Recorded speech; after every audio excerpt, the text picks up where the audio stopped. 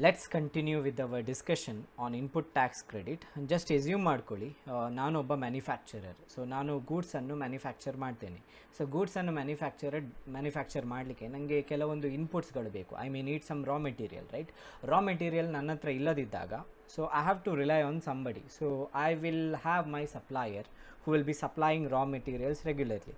So ಅವನಿಗೆ ನಾನು payment ಮಾಡ್ತೇನೆ. ಸೊ ಪೇಮೆಂಟ್ ಮಾಡುವಾಗ ಅವನ ಬಿಲ್ಲಿನಲ್ಲಿ ಟ್ಯಾಕ್ಸನ್ನು ಕೂಡ, ಅಂದರೆ GST ಕೂಡ ಚಾರ್ಜ್ ಮಾಡಿ ಆ ನಂತರ ಇನ್ವಾಯ್ಸ್ ಪ್ರೈಸನ್ನು ಡಿಸೈಡ್ ಮಾಡ್ತೇನೆ, ರೈಟ್? ನಾನು ಇನ್ವಾಯ್ಸ್ ಪ್ರೈಸನ್ನು ಅವನಿಗೆ ಪೇ ಮಾಡ್ತೇನೆ. ಅಲ್ಲಿ ಪೇಮೆಂಟ್ ಮಾಡುವಾಗ ಅಲ್ಲಿ ಅದರ ಅರ್ಥ ನಾನು ಸ್ವಲ್ಪ ಟ್ಯಾಕ್ಸನ್ನು, ನನ್ನ ಟ್ಯಾಕ್ಸ್ ಲಯಬಿಲಿಟಿ ಏನು ಬರಬಹುದು ಅದರಲ್ಲಿ ಸ್ವಲ್ಪ ಟ್ಯಾಕ್ಸನ್ನು ನಾನು ಗೌರ್ಮೆಂಟಿಗೆ ಆಲ್ರೆಡಿ ಪೇಮೆಂಟ್ ಮಾಡಿದ್ದೇನೆ ಅಂತ ಆಯಿತು, ರೈಟ್? ಇನ್ಪುಟನ್ನು ಪರ್ಚೇಸ್ ಮಾಡುವಾಗ ಇನ್ಪುಟ್ಟಿನ ಇನ್ವಾಯ್ಸ್ ಪ್ರೈಸ್ ಪೇಮೆಂಟ್ ಮಾಡೋದು, ಸೊ ಅದರಲ್ಲಿ ಟ್ಯಾಕ್ಸ್ ಕೂಡ ಇರ್ತದೆ. ಅಂದರೆ ನಾನು ಸ್ವಲ್ಪ ಟ್ಯಾಕ್ಸನ್ನು ಗೌರ್ಮೆಂಟಿಗೆ ಪೇ ಮಾಡಿದೆ ಅಂತ. ಆನಂತರ ಏನಾಗ್ತದೆ, ಗೂಡ್ಸನ್ನು ನಾನು ಮ್ಯಾನುಫ್ಯಾಕ್ಚರ್ ಮಾಡ್ತೇನೆ. ಮ್ಯಾನುಫ್ಯಾಕ್ಚರ್ ಮಾಡಿದ ಗೂಡ್ಸನ್ನು ನಾನು ನನ್ನ ಕಸ್ಟಮರಿಗೆ ಸೇಲ್ ಮಾಡ್ತೇನೆ. ಕಸ್ಟಮರಿಗೆ ಸೇಲ್ ಮಾಡಿದಾಗ ಅವರು ಏನು ಮಾಡ್ತಾರೆ, ನನಗೆ ಪೇಮೆಂಟ್ ಮಾಡ್ತಾರೆ. ಅವರು ಪೇಮೆಂಟ್ ಮಾಡುವಾಗ ನಾನು ಕೂಡ ಬಿಲ್ಲಲ್ಲಿ GST ಹಾಕ್ತೇನೆ, ರೈಟ್? ಸೊ ಅಲ್ಲಿ ಕಸ್ಟಮರಿಂದ ಕಲೆಕ್ಟ್ ಮಾಡಿದ ಹಣವನ್ನು ಎಷ್ಟು ನನಗೆ ಟ್ಯಾಕ್ಸ್ ಆಗಿ ಬರ್ತಾ ಇದೆ ಅದನ್ನು ನಾನು ಗೌರ್ಮೆಂಟಿಗೆ ಪೇಮೆಂಟ್ ಮಾಡಬೇಕು. ಆಲ್ರೆಡಿ ನಾನು ಸ್ವಲ್ಪ ಟ್ಯಾಕ್ಸನ್ನು ಇನ್ಪುಟ್ ಪರ್ಚೇಸ್ ಮಾಡುವಾಗ ಪೇ ಮಾಡಿದ್ದೇನೆ. ಏನು ಉಳಿತದೆ ಕಸ್ಟಮರಿಂದ ಕಲೆಕ್ಟ್ ಮಾಡಿದ ಟ್ಯಾಕ್ಸಲ್ಲಿ ಆಲ್ರೆಡಿ ನಾನು ಹಿಂದೆ ಪೇಮೆಂಟ್ ಮಾಡಿದ ಹಣವನ್ನು ಲೆಸ್ ಮಾಡಿ ಏನು ಉಳಿತದೆ ಅದನ್ನು ನಾನು ಗೌರ್ಮೆಂಟಿಗೆ ಪೇಮೆಂಟ್ ಮಾಡಬೇಕು. ಆ ಎಂಟೈರ್ ಕಾನ್ಸೆಪ್ಟಿಗೆ ಹೇಳೋದು ನಾವು ಇನ್ಪುಟ್ ಟ್ಯಾಕ್ಸ್ ಕ್ರೆಡಿಟ್ ಅಂತ, ರೈಟ್? ಸೊ ಈ ವಿಡಿಯೋದಲ್ಲಿ ಇನ್ ಕೇಸ್ ನಾನು ಆ ರೀತಿ ಇನ್ಪುಟ್ಸನ್ನು ಪರ್ಚೇಸ್ ಮಾಡಿದರೆ ನನಗೆ ಇನ್ಪುಟ್ ಟ್ಯಾಕ್ಸ್ ಕ್ರೆಡಿಟ್ ಸಿಗ್ತದಾ, ಸಿಗಬೇಕಾದ್ರೆ ಏನೆಲ್ಲ ಎಲಿಜಿಬಿಲಿಟಿ ಕ್ರೈಟೀರಿಯಾವನ್ನು ನಾನು ಫುಲ್ಫಿಲ್ ಮಾಡಬೇಕು, ಸೊ ಅದರ ಬಗ್ಗೆ ಡಿಸ್ಕಷನ್ ಮಾಡ್ತಾ ಇರೋದು. So welcome guys to Avees academy. So I'll be discussing about the eligibility criteria that are specified under section 16 of the CGST Act. So let's start our discussion. Welcome friends to the circle of knowledge called Avis Academy. You are at the right place if you are learning commerce, management and economics at undergraduation and post-graduation level, and if you are one of those who have thirst for knowledge. So let's see what are the eligibility criteria that has to be fulfilled to avail input tax credit. Input tax credit ಪ್ರತಿಯೊಬ್ಬ registered ಡೀಲರಿಗೆ ಸಿಗ್ತದೆ, provided he follows the rules that are specified in the section 49 of the GST Act. So GST Actನ section 49ಅಲ್ಲಿ ಕೆಲವೊಂದು ಕಂಡೀಷನ್ಸನ್ನು specify ಮಾಡಿದ್ದಾರೆ. So ಆ ಕಂಡೀಷನ್ಸನ್ನು follow ಮಾಡಿದರೆ ಮಾತ್ರ he can avail input tax credit and he should be a registered dealer. So section 49 ಯಾವುದ್ರ ಬಗ್ಗೆ ಮಾತಾಡ್ತದೆ ಏನು ಹೇಳಿದರೆ, ಇನ್ಪುಟ್ ಟ್ಯಾಕ್ಸ್ ಕ್ರೆಡಿಟ್ ಏನು ಸಿಗ್ತದೆ ಒಬ್ಬ ರಿಜಿಸ್ಟರ್ಡ್ ಡೀಲರಿಗೆ ಅದನ್ನು ಯಾವ ರೀತಿಯಲ್ಲಿ ಯುಟಿಲೈಸ್ ಮಾಡಬೇಕು ಅದರ ಬಗ್ಗೆ ಸೆಕ್ಷನ್ 49 ಮಾತಾಡ್ತದೆ. So we will discuss about that in detail, about section 49 and the utilisation of the section input tax credit in detail in our coming videos, where I be bringing out a story. And ಆ ಸ್ಟೋರಿಯನ್ನು ನೋಡಿದರೆ ನಿಮಗೆ ಯಾವ ರೀತಿ ನಾವು input tax ಕ್ರೆಡಿಟನ್ನು claim ಮಾಡ್ಬೋದು ನಿಮಗೆ clear ಆಗಿ ಅರ್ಥ ಆಗ್ತದೆ. ಸೊ ಫಸ್ಟ್ ಆ ಸೆಕ್ಷನ್ 49ನಲ್ಲಿ ಏನೆಲ್ಲ ಯುಟಿಲೈಸೇಷನ್ನ ರೂಲ್ ಕೊಟ್ಟಿದ್ದಾರೆ ಅದನ್ನು ಫಾಲೋ ಮಾಡಿಕೊಂಡ್ರೆ ಮಾತ್ರ ಒಬ್ಬ ರಿಜಿಸ್ಟರ್ಡ್ ಪರ್ಸನಿಗೆ ಅವನು ಪರ್ಚೇಸ್ ಮಾಡಿದ ಇನ್ಪುಟ್ನ ಮೇಲೆ ಅವನಿಗೆ ಇನ್ಪುಟ್ ಟ್ಯಾಕ್ಸ್ ಕ್ರೆಡಿಟ್ ಸಿಗ್ತದೆ. ಸೊ ಇದು first condition or first aspect of the first provision. ಆನಂತರ ಸೆಕೆಂಡ್, ನಾವು ಏನು ಗೂಡ್ಸನ್ನು ಪರ್ಚೇಸ್ ಮಾಡ್ತಾ ಇದ್ದೇವೆ ಅದನ್ನು ಬಿಸ್ನೆಸ್ನ ಪರ್ಪಸ್ಸಿಗೆ ಮಾತ್ರ ಯೂಸ್ ಮಾಡಬೇಕು. ಪರ್ಸ್ನಲ್ ಪರ್ಪಸ್ಸಿಗೆ ಯೂಸ್ ಮಾಡಿದರೆ ಸೊ ಅದರ ಮೇಲೆ ನಮಗೆ ಇನ್ಪುಟ್ ಟ್ಯಾಕ್ಸ್ ಕ್ರೆಡಿಟ್ ಸಿಗೋದಿಲ್ಲ. ಫಾರ್ ಎಕ್ಸಾಂಪಲ್ ಜಸ್ಟ್ ಎಸ್ಯೂಮ್ ಮಾಡ್ಕೊಳ್ಳಿ, ನನಗೆ ಒಂದು ಬಿಸ್ನೆಸ್ ಇದೆ, wear I am a retailer, ನಾನೊಂದು ರಿಟೇಲ್ ಶಾಪ್ ಓನರ್. ನನಗೆ ಬೇಕಾಗಿರೋ ಗೂಡ್ಸನ್ನು ನಾನೇ ಮ್ಯಾನುಫ್ಯಾಕ್ಚರ್ ಮಾಡೋದಿಲ್ಲ, right? So what I will do, I will purchase it from a wholesaler. ನಾನು ಹೋಲ್ಸೇಲರ್ ಹತ್ರ ಹೋಗಿ ನನಗೆ ಬೇಕಾಗಿರುವ ಗೂಡ್ಸನ್ನೆಲ್ಲ ಪರ್ಚೇಸ್ ಮಾಡ್ತೇನೆ, ರೈಟ್? ಹೋಲ್ಸೇಲರ್ ನನಗೆ ಫ್ರೀಗೆ ಗೂಡ್ಸನ್ನು ಕೊಡ್ತಾರಾ? ಇಲ್ಲ, right? I have to make payment. ನಾನು ಪೇಮೆಂಟ್ ಮಾಡುವಾಗ ಹೋಲ್ಸೇಲರ್ ಏನು ಮಾಡ್ತಾರೆ ಅಂತ ಹೇಳಿದರೆ, ಫಾರ್ ಎಕ್ಸಾಂಪಲ್ ಆ ಎಂಟೈರ್ ವರ್ತ್ ಗೂಡ್ಸ್ ಏನು ನಾನು ಪರ್ಚೇಸ್ ಮಾಡ್ತಾ ಇದ್ದೇನೆ ಅದರ ವ್ಯಾಲ್ಯೂ ಅರೌಂಡ್ 10,000 ಇರ್ಬೋದು. ಅದಕ್ಕೆ ಬೇರೆ ಬೇರೆ ರೀತಿಯಲ್ಲಿ ಬೇರೆ ಬೇರೆ GST ರೇಟನ್ನು ಅಪ್ಲೈ ಮಾಡಿದ ನಂತರ ಟೋಟಲ್ GST ನಾನು ಏನು ಅವನಿಗೆ ಕೊಡಬೇಕು that may be summing up to around 2,000 rupees. ಹಾಗಾದರೆ ನಾನು 12,000 ಪೇಮೆಂಟ್ ಮಾಡಿ ಅವನಿಂದ ಹೋಲ್ಸೇಲರಿಂದ ನಾನು ಗೂಡ್ಸನ್ನು ಪರ್ಚೇಸ್ ಮಾಡಬೇಕು. ಸೊ ನಾನು ಇದು ಪರ್ಚೇಸ್ ಮಾಡಿರೋದು input, because I am a retail shop owner, right. ನಾನು ಏನು ಇಲ್ಲಿ ಗೂಡ್ಸನ್ನು ಪರ್ಚೇಸ್ ಮಾಡಿದ್ದೇನೆ ಅದನ್ನು ನನ್ನ ಪರ್ಸ್ನಲ್ ಪರ್ಪಸ್ಸಿಗೆ ಯೂಸ್ ಮಾಡೋದಿಲ್ಲ. I will sell it to my customer. So ಹಾಗಿದ್ದರೆ ನಾನು ಇದನ್ನು ಏನು ಪರ್ಚೇಸ್ ಮಾಡ್ತಾ ಇದ್ದೇನೆ ಅದನ್ನು ನನ್ನ ಬಿಸ್ನೆಸ್ಸಿಗೆ ಯೂಸ್ ಮಾಡಿದೆ ಅಂತ ಆಗ್ತದೆ.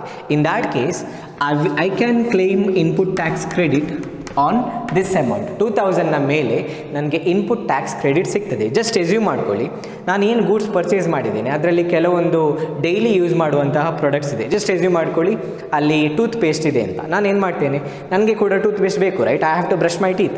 ಸೊ ಹಾಗಿರುವಾಗ ಅದರಲ್ಲಿ ಒಂದು ಟೂತ್ ಪೇಸ್ಟನ್ನು ನಾನು ನನ್ನ ಮನೆಗೆ ಕೊಂಡೋಗ್ತೇನೆ.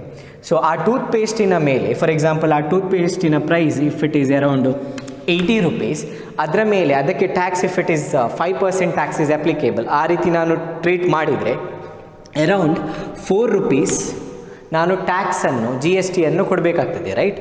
ಸೊ ಈ 4 rupeesನ ಮೇಲೆ ನನಗೆ ಇನ್ಪುಟ್ ಟ್ಯಾಕ್ಸ್ ಕ್ರೆಡಿಟ್ ಕ್ಲೈಮ್ ಮಾಡಲಿಕ್ಕೆ ಆಗೋದಿಲ್ಲ, ಬಿಕಾಸ್ 80 rupees ವರ್ತಿನ ಗೂಡ್ಸನ್ನು ನಾನು ನನ್ನ ಪರ್ಸ್ನಲ್ ಪರ್ಪಸ್ಸಿಗೆ ಯೂಸ್ ಮಾಡಿರೋದು. ಇದರ ಮೇಲೆ ನನಗೆ ಇನ್ಪುಟ್ ಟ್ಯಾಕ್ಸ್ ಕ್ರೆಡಿಟ್ ಸಿಗೋದಿಲ್ಲ. ಬಟ್ ರಿಮೈನಿಂಗ್ ಅಮೌಂಟ್ ಏನಿದೆ 2000 - 4, ದಿಸ್ ಈಸ್ ನನ್ನ ಪರ್ಸ್ನಲ್ ಪರ್ಪಸ್ಸಿಗೆ ಯೂಸ್ ಮಾಡಿದ ಟ್ಯಾಕ್ಸಿನ ಅಮೌಂಟ್ 1996 ನಾನು ಇನ್ಪುಟ್ ಟ್ಯಾಕ್ಸ್ ಕ್ರೆಡಿಟ್ ಆಗಿ ಕ್ಲೇಮ್ ಮಾಡ್ಬೋದು. ಸೊ ಹಾಗಾಗಿ ಇಂಪಾರ್ಟೆಂಟ್ ಆಗೋದು, ನಾವು ಏನು ಇನ್ಪುಟ್ಸನ್ನು ಪರ್ಚೇಸ್ ಮಾಡ್ತಾ ಇದ್ದೇವೆ ಅದನ್ನು ಎಕ್ಸ್ಕ್ಲೂಸಿವ್ಲಿ ಬಿಸ್ನೆಸ್ಸಿಗೆ ಯೂಸ್ ಮಾಡಬೇಕು. ಇನ್ ಕೇಸ್ ನಾವು ಪರ್ಸ್ನಲ್ ಪರ್ಪಸ್ಸಿಗೆ ಯೂಸ್ ಮಾಡಿದರೆ ಪ್ರಪೋರ್ಷನೇಟ್ಲಿ ಕನ್ಸಿಡರ್ ಮಾಡಬೇಕು ಅಂತ. ಅಂದರೆ ಎಷ್ಟು ಯೂಸ್ ಮಾಡಿದ್ದೇವೆ ಅದನ್ನು ಬಿಟ್ಟು ಉಳಿದದನ್ನು ಎಷ್ಟನ್ನು ನಾವು ಬಿಸ್ನೆಸ್ಸಿಗೆ ಅಂತಲೇ ಯೂಸ್ ಮಾಡ್ತೇವೆ ಅದನ್ನು ನಾವು ಇನ್ಪುಟ್ ಟ್ಯಾಕ್ಸ್ ಕ್ರೆಡಿಟ್ ಆಗಿ ಕ್ಲೇಮ್ ಮಾಡ್ಬೋದು. ಸೊ ಇದರ ಬಗ್ಗೆ ಮಾತಾಡ್ತದೆ. ಆ ನಂತರ ನಮಗೆ ಡೈರೆಕ್ಟ್ಲಿ ಕ್ಲೇಮ್ ಮಾಡಲಿಕ್ಕೆ ಆಗೋದಿಲ್ಲ. ನಾನು ಹೇಳಿದೆ 1996 ಸಿಗ್ತದೆ ಅಂತ. ಇದನ್ನು ಲೆಸ್ ಮಾಡಿದ ನಂತರ, ಬಿಕಾಸ್ ಇದನ್ನು ನಾನು ಪರ್ಸ್ನಲ್ ಪರ್ಪಸ್ಸಿಗೆ ಯೂಸ್ ಮಾಡಿದ್ದೇನೆ. ಏನು ಇನ್ಪುಟ್ ಟ್ಯಾಕ್ಸ್ ಕ್ರೆಡಿಟ್ ಇದೆ ಇದು ಎಲೆಕ್ಟ್ರಾನಿಕ್ ಕ್ರೆಡಿಟ್ ಲೆಡ್ಜರಲ್ಲಿ ರಿಫ್ಲೆಕ್ಟ್ ಆಗಬೇಕು. ರಿಫ್ಲೆಕ್ಟ್ ಆದರೆ ಮಾತ್ರ ನನಗೆ ಕ್ಲೇಮ್ ಮಾಡಲಿಕ್ಕೆ ಆಗ್ತದೆ, ಅದರ್ವೈಸ್ ಕ್ಲೇಮ್ ಮಾಡಲಿಕ್ಕೆ ಆಗೋದಿಲ್ಲ. ಇದು ಸೆಕ್ಷನ್ 16ನ ಸಬ್ಸೆಕ್ಷನ್ 1ನಲ್ಲಿ ಸ್ಪೆಸಿಫೈ ಮಾಡಿದ್ದಾರೆ. ಓಕೆ, ನೆಕ್ಸ್ಟ್ ಸೆಕ್ಷನ್ ಅಂದರೆ ಸಬ್ಸೆಕ್ಷನ್ನ ಬಗ್ಗೆ ಲೆಟ್ ಅಸ್ ಡಿಸ್ಕಸ್. ಎಸ್ಯೂಮ್ ನಾನು ಏನು ಗೂಡ್ಸನ್ನು ಪರ್ಚೇಸ್ ಮಾಡಿದ್ದೇನೆ ಅದನ್ನು ನನ್ನ ಬಿಸ್ನೆಸ್ ಪರ್ಪಸ್ಸಿಗೆ ಎಕ್ಸ್ಕ್ಲೂಸಿವ್ಲಿ ಯೂಸ್ ಮಾಡ್ತಾ ಇದ್ದೇನೆ ಅಂತ. ಜಸ್ಟ್ ಎಸ್ಯೂಮ್ ಮಾಡ್ಕೊಳ್ಳಿ, ನಾವು ಅದನ್ನೇ ನಮ್ಮ ಪ್ರೀವಿಯಸ್ ಎಕ್ಸಾಂಪಲನ್ನು ಕನ್ಸಿಡರ್ ಮಾಡುವ. Where I am a retail shop owner and I am purchasing my input from a ಹೋಲ್ಸೇಲರಿಂದ ನಾನು ನನ್ನ ಇನ್ಪುಟನ್ನು ಪರ್ಚೇಸ್ ಮಾಡ್ತೇನೆ. ಸೊ ಎಷ್ಟು ವ್ಯಾಲ್ಯೂವಿನ ಗೂಡ್ಸನ್ನು ಪರ್ಚೇಸ್ ಮಾಡ್ತಾ ಇದ್ದೇನೆ, 10,000.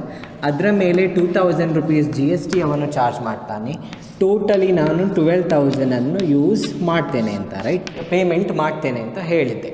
ಸೊ ಅದೇ ಎಕ್ಸಾಂಪಲ್ ಕನ್ಸಿಡರ್ ಮಾಡಿದರೆ ನಾನು ಜಸ್ಟ್ ಎಸ್ಯೂಮ್ ಮಾಡ್ಕೊಳ್ಳಿ, ಈ 2000 rupeesನ್ನು ಎಂಟೈರ್ಲಿ ನನ್ನ ಬಿಸ್ನೆಸ್ ಪರ್ಪಸ್ಸಿಗೆ ಯೂಸ್ ಮಾಡಿದ್ದೇನೆ, ಪ್ರೈವೇಟ್ಲಿ ಅಥವಾ ಪರ್ಸ್ನಲ್ ಯೂಸಿಗೆ ಯೂಸ್ ಮಾಡಲಿಲ್ಲ. ಈ ವ್ಯಾಲ್ಯೂನ ಗೂಡ್ಸನ್ನು ನಾನು ನನ್ನ ಪರ್ಸ್ನಲ್ ಪರ್ಪಸ್ಸಿಗೆ ಯೂಸ್ ಮಾಡಲಿಲ್ಲ ಅಂತ ತಿಳ್ಕೊಳ್ಳಿ. ಹಾಗಾಗಿ ನನಗೆ entire 2000 rupees input tax credit ಆಗಿ ಸಿಗ್ತದೆ. ಸೊ ನಾನು ಇಷ್ಟು ಮಾಡಿದರೆ ನನಗೆ ಇನ್ಪುಟ್ ಟ್ಯಾಕ್ಸ್ ಕ್ರೆಡಿಟ್ ಸಿಗ್ತದಾ? Question mark, right. ಇಲ್ಲ, ಕೆಲವೊಂದು ರಿಕ್ವೈರ್ಮೆಂಟ್ಸನ್ನು ನಾನು ಇನ್ಪುಟ್ ಟ್ಯಾಕ್ಸ್ ಕ್ರೆಡಿಟನ್ನು ಕ್ಲೇಮ್ ಮಾಡಲಿಕ್ಕೆ ಫುಲ್ಫಿಲ್ ಮಾಡಬೇಕು. ಆ ರಿಕ್ವೈರ್ಮೆಂಟ್ಸ್ ಯಾವುದು ಅದರ ಬಗ್ಗೆ ಸೆಕ್ಷನ್ 16 ಸಬ್ಸೆಕ್ಷನ್ 2 ಹೇಳ್ತದೆ. So what are the requirements to claim input tax credit? So first of all, ನಾನು ಗೂಡ್ಸನ್ನು ಪರ್ಚೇಸ್ ಮಾಡಿದ್ದೇನೆ ಯಾರಿಂದ? ನನ್ನ ಸಪ್ಲಾಯರಿಂದ. ಜಸ್ಟ್ ಎಸ್ಯೂಮ್ ಮಾಡ್ಕೊಳ್ಳಿ, ನನ್ನ ಸಪ್ಲಾಯರ್ ನನ್ನ ಫ್ರೆಂಡ್.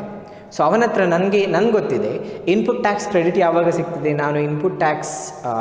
ನಾನು ಒಂದು ಇನ್ಪುಟನ್ನು ಒಬ್ಬ ಸಪ್ಲಾಯರಿಂದ, ರಿಜಿಸ್ಟರ್ಡ್ ಸಪ್ಲಾಯರಿಂದ ಪರ್ಚೇಸ್ ಮಾಡಿದರೆ ನನಗೆ ಇನ್ಪುಟ್ ಟ್ಯಾಕ್ಸ್ ಕ್ರೆಡಿಟ್ ಸಿಗ್ತದೆ ಅಂತ ಗೊತ್ತಿದೆ, ರೈಟ್. ಸೊ ಹಾಗಿರುವಾಗ ನಾನು ಏನು ಮಾಡ್ಬೋದು ಅಂತ ಹೇಳಿದರೆ, ಅವನು ಕ್ಲೋಸ್ ಫ್ರೆಂಡ್ ಆಗಿರೋದ್ರಿಂದ ನಾನು ಅವನ ಹತ್ರ ಹೇಳ್ಬೋದು, ನನಗೊಂದು ಬಿಲ್ಲನ್ನು ಇಶ್ಯೂ ಮಾಡು. ಸೊ ನಾನು ಗೂಡ್ಸನ್ನು ಪರ್ಚೇಸ್ ಮಾಡಿದ್ದಕ್ಕೆ ನಾನು ಇನ್ಪುಟ್ ಟ್ಯಾಕ್ಸ್ ಕ್ರೆಡಿಟನ್ನು ಕ್ಲೇಮ್ ಮಾಡಬೇಕು ಅಂತ. ಸೊ ಹಾಗಾಗಿ ಅದು ನನಗೆ ಪ್ರೂಫ್ ಥರ ಆಗ್ತದೆ, ರೈಟ್. ಸೊ ನಾನು ಒಂದು ವೇಳೆ ಗೂಡ್ಸನ್ನು ಆ್ಯಕ್ಚುಲಿ ಅವನಿಂದ ಪರ್ಚೇಸ್ ಮಾಡಿದರೆ ಅವನು ಏನು ಮಾಡ್ತಾನೆ, ಅವನು ನನಗೆ ಇನ್ವಾಯ್ಸನ್ನು ಇಶ್ಯೂ ಮಾಡ್ತಾನೆ. ಸೊ ಫಸ್ಟ್ ಏನು ಕಂಡೀಷನ್ ಅಂತ ಹೇಳಿದರೆ, ಫಸ್ಟ್ ಕ್ರೈಟೀರಿಯಾ ಏನಂತ ಹೇಳಿದರೆ, possession of tax invoice. So tax ಇನ್ವಾಯ್ಸನ್ನು ನನ್ನ ಹತ್ರ ಇರಬೇಕು. ನಾನು ನನ್ನ ಸಪ್ಲಾಯರಿಂದ ಗೂಡ್ಸನ್ನು ಪರ್ಚೇಸ್ ಮಾಡಿದ್ದಕ್ಕೆ ಪ್ರೂಫ್ ಆಗಿ ಟ್ಯಾಕ್ಸ್ ಇನ್ವಾಯ್ಸ್ ಇರಬೇಕು. ಆ ಟ್ಯಾಕ್ಸ್ ಇನ್ವಾಯ್ಸಲ್ಲಿ ಟ್ಯಾಕ್ಸ್ ಕಾಂಪೊನೆಂಟನ್ನು ಕ್ಲಿಯರಾಗಿ ಸ್ಪೆಸಿಫೈ ಮಾಡಿ ಇರಬೇಕು. 12,000 ವರ್ತಿನ goods, right? This is invoice price. ಅದರಲ್ಲಿ 2,000 ಟ್ಯಾಕ್ಸ್ ಅಂತ ಹೇಳಿದೆ, ಕರೆಕ್ಟ್? ಆ 2,000 ಟ್ಯಾಕ್ಸನ್ನು ಕ್ಲಿಯರಾಗಿ ಇನ್ವಾಯ್ಸಲ್ಲಿ ಸ್ಪೆಸಿಫೈ ಮಾಡಿ ಇರಬೇಕು. ಹಾಗಿದ್ರೆ ನಾನು ಇನ್ಪುಟ್ ಟ್ಯಾಕ್ಸ್ ಕ್ರೆಡಿಟನ್ನು ಕ್ಲೇಮ್ ಮಾಡ್ಬೋದು. ಇದು ಫಸ್ಟ್ ಪಾರ್ಟ್. ಸೆಕೆಂಡ್ ಪಾರ್ಟಲ್ಲಿ ಏನು ಅಂತ ಹೇಳಿದ್ದಾರೆ, ಫಾರ್ ಎಕ್ಸಾಂಪಲ್ ಇಲ್ಲಿ ಹೇಳಿದೆ ನಾನು ಇನ್ವಾಯ್ಸ್ ಇರಬೇಕು ಅಂತ, ರೈಟ್? ಇನ್ವಾಯ್ಸ್ ನಾನು ಬೇಕಿದ್ದರೆ ಗೂಡ್ಸನ್ನು ಪರ್ಚೇಸ್ ಮಾಡದಿದ್ದರೆ ಕೂಡ ನಾನು ರಿಸೀವ್ ಮಾಡ್ಬೋದು ನನ್ನ ಫ್ರೆಂಡಿಂದ ಒಂದು ಡೂಪ್ಲಿಕೇಟ್ ಇನ್ವಾಯ್ಸ್ ಕೊಡು ಅಂತ. ಗೂಡ್ಸನ್ನು ಪರ್ಚೇಸ್ ಮಾಡಲಿಲ್ಲ ನಾನು, ನನಗೆ ಇನ್ಪುಟ್ ಟ್ಯಾಕ್ಸ್ ಕ್ರೆಡಿಟ್ ಕ್ಲೈಮ್ ಮಾಡಬೇಕು. ನಾನು ನನ್ನ wholesaler who is my friend, ಅವನ ಹತ್ರ ಹೇಳ್ತೇನೆ ನನಗೊಂದು ಬಿಲ್ಲನ್ನು ಇಶ್ಯೂ ಮಾಡು, ನನಗೆ ಇನ್ಪುಟ್ ಟ್ಯಾಕ್ಸ್ ಕ್ರೆಡಿಟನ್ನು ಕ್ಲೈಮ್ ಮಾಡಬೇಕು ಅಂತ, ರೈಟ್? ಅವನು because he is my close friend, he will issue a bill ಅಂತ ತಿಳ್ಕೊಳ್ಳಿ, ಇನ್ವಾಯ್ಸ್ ಅಂತ ತಿಳ್ಕೊಳ್ಳಿ. ಸೊ ಅದನ್ನು ಯೂಸ್ ಮಾಡಿಕೊಂಡು ನಾನು ಇನ್ಪುಟ್ ಟ್ಯಾಕ್ಸ್ ಕ್ರೆಡಿಟನ್ನು ಕ್ಲೈಮ್ ಮಾಡ್ಬೋದಾ?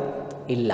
ಸೆಕೆಂಡ್ ಕಂಡೀಷನ್, ನಾನು ಏನು ಇನ್ಪುಟ್ ಪರ್ಚೇಸ್ ಮಾಡ್ತಾ ಇದ್ದೇನೆ, ಗೂಡ್ಸ್ ಅಥವಾ ಸರ್ವಿಸನ್ನು ಪರ್ಚೇಸ್ ಮಾಡ್ತಾ ಇದ್ದೇನೆ, ಅದನ್ನು ಆ್ಯಕ್ಚುಲಿ ನಾನು ರಿಸೀವ್ ಮಾಡಿ ಇರಬೇಕು. Okay, so receipt of goods and services second part. Okay, third ಪಾರ್ಟಲ್ಲಿ ಅಷ್ಟು ಹೇಳಿದರೆ ಒಂದು ವೇಳೆ ನಾನು ಹೇಳ್ಬೋದು ನಾನು ಗೂಡ್ಸ್ ಆ್ಯಂಡ್ ಸರ್ವಿಸನ್ನು ರಿಸೀವ್ ಮಾಡಿದ್ದೇನೆ ಅಂತ, ರೈಟ್? ಇನ್ವಾಯ್ಸ್ ಡೂಪ್ಲಿಕೇಟ್ ಇನ್ವಾಯ್ಸ್ ಕೊಟ್ಟಿದ್ದಾನೆ, ಗೂಡ್ಸ್ ಆ್ಯಂಡ್ ಸರ್ವಿಸನ್ನು ನಾನು ರಿಸೀವ್ ಮಾಡಿದ್ದೇನೆ ಅಂತ ನಾನು ಪ್ರೂಫ್ ತೋರಿಸ್ತೇನೆ, ಆ ನಂತರ ನಾನು ಇನ್ಪುಟ್ ಟ್ಯಾಕ್ಸ್ ಕ್ರೆಡಿಟನ್ನು ಕ್ಲೈಮ್ ಮಾಡಬಹುದಾ?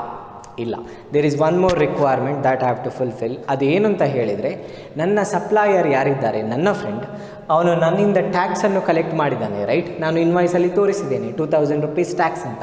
ಅದನ್ನು ಅವನು ಗೌರ್ಮೆಂಟಿಗೆ ಪೇಮೆಂಟ್ ಮಾಡಿದರೆ ಮಾತ್ರ ನನಗೆ 2,000 ರುಪೀಸಿದು ಇನ್ಪುಟ್ ಟ್ಯಾಕ್ಸ್ ಕ್ರೆಡಿಟನ್ನು ಕ್ಲೈಮ್ ಮಾಡಲಿಕ್ಕೆ ನಾನು eligible ಆಗ್ತೇನೆ.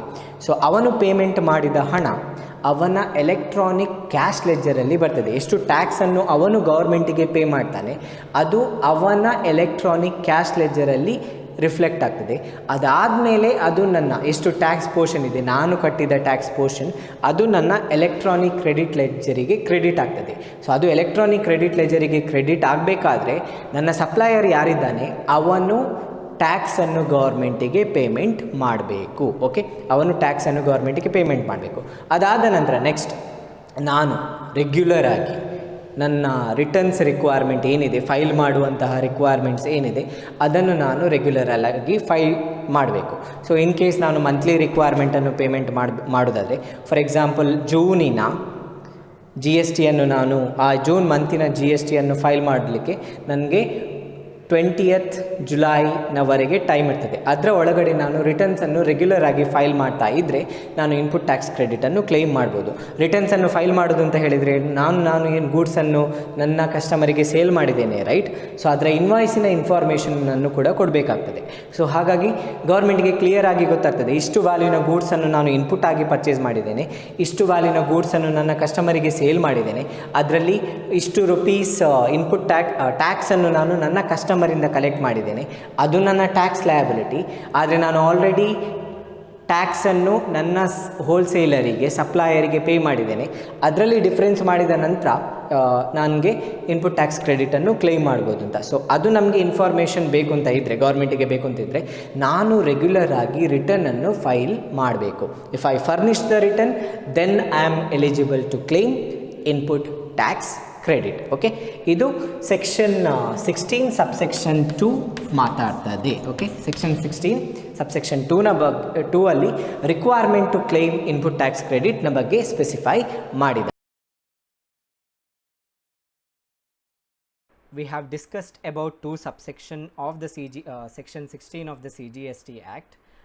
There are another two subsections to be discussed. We will be discussing in our coming video. If you like the video, please give a thumbs up, share the video, and if you have any comments or feedback, you can write under comment section.